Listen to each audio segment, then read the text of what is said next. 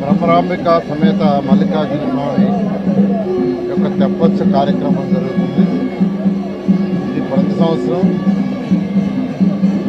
యొక్క సంక్రాంతి పండుగ సందర్భంగా ఈ రోజుల్లో జరిగే ఈ పండుగ.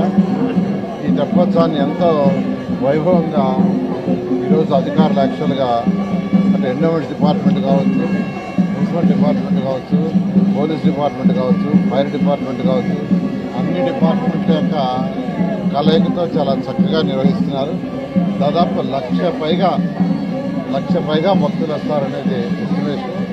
2014-19లో ఇదే శాఖకి నేను మంత్రిగా ఉన్నప్పుడు ఫస్ట్ టైం 2014 వస్తే ఆ రోజు అజీజ్ గారు మేయర్.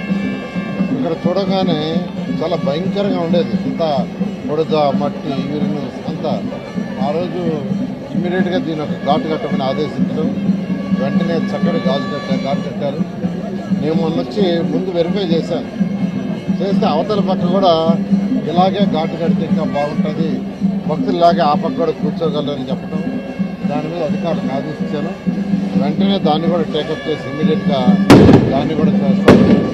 మరొకసారి ఈ యొక్క సంక్రాంతి సందర్భంగా రాష్ట్ర ప్రజలందరికీ నా యొక్క శుభాకాంక్షలు.